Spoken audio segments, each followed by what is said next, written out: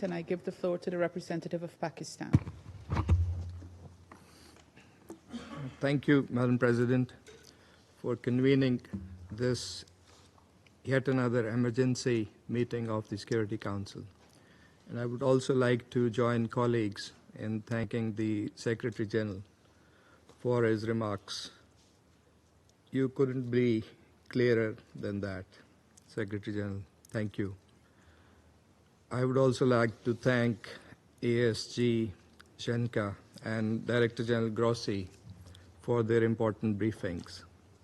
Madam President, when the Security Council met for the second time last Friday, following Israel's wanton continuing aggression and unprovoked strikes against Iran, many members warned the international community of this grave violation of the UN Charter and the risk of dangerous escalation. We have heard the same today around the table from Council members as well as the Secretary General and other briefers. But tragically, developments over the past 24 hours have only confirmed those warnings. And it is unfortunate that the universal calls for de-escalation and a peaceful resolution of this crisis through dialogue have remained unheeded.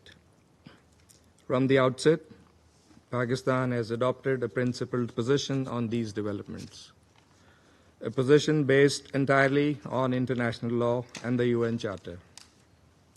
We have thus strongly and unambiguously condemned the Israeli aggression, expressed solidarity and full support for Iran's inherent and legitimate right of self-defense in conformity with the Charter of the United Nations, denounced the unlawful Israeli unilateral strikes on IAEA-safeguarded Iranian nuclear facilities, called for bringing an end to this aggression, advocated cessation of hostilities and for reverting to dialogue and diplomacy for a peaceful, lasting settlement of the Iranian nuclear issue. In recent days, Pakistan's leadership, including the Deputy Prime Minister and Foreign Minister, has remained actively engaged in promoting those objectives through numerous and continuing contacts with leaders of other countries and our partners across regions, all in the interest of preserving international peace and security and in fulfillment of our responsibility as a member of the Security Council. The Council of Foreign Ministers of the OIC meeting in Istanbul has echoed the same call for ending the aggression and supporting de-escalation and a peaceful settlement. It is in this context that we are seriously concerned by the recent developments that have further heightened tensions. Pakistan has condemned the US strikes on Iranian nuclear facilities, which come on the heels of a series of brazen attacks by Israel on the nuclear sites. Let me recall that specific targeting of nuclear facilities under IAEA safeguards constitutes a clear breach of international law, the IAEA statute, multiple IAEA resolutions, as well as Security Council Resolution 487.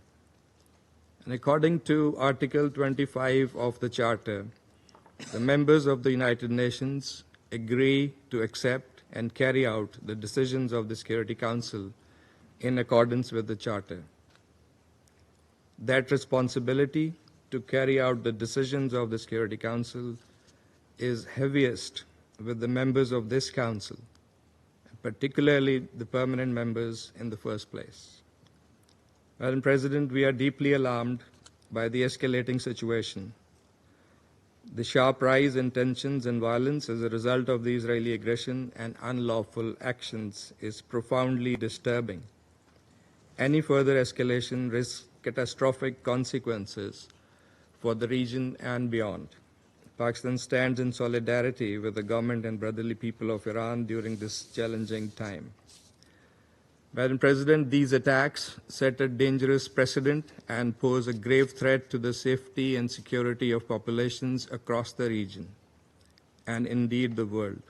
As the body entrusted with primary responsibility for the maintenance of international peace and security, the Security Council must act urgently and decisively. We share a collective responsibility to, first, unequivocally reject and condemn the attacks against the Islamic Republic of Iran since 13th of June, being in clear contravention of international law and the UN Charter. Threat or use of force must never be condoned. Article 2.4 is crystal clear in this regard, and so is Article 51. Second, denounce the attacks on IAEA safeguarded nuclear facilities, which violate Security Council and IAEA resolutions as well as international humanitarian law. Third, reaffirm the obligation to protect civilian lives and property on both sides. All parties must adhere fully to international law, particularly international humanitarian law. Fourth, call for an immediate cessation of hostilities and a complete ceasefire. Fifth, promote urgent recourse to dialogue and diplomacy consistent with the purposes and principles of the UN Charter to find a peaceful and lasting resolution to the Iranian nuclear issue. Madam President, in pursuit of these objectives, Pakistan has joined China and Russia in circulating a draft resolution. Among other things, this resolution calls for an immediate and unconditional ceasefire, urges all parties to refrain from further escalation, demands the urgent protection of civilians and civilian infrastructure, and supports a diplomatic path forward on the Iranian nuclear issue that is acceptable to all parties.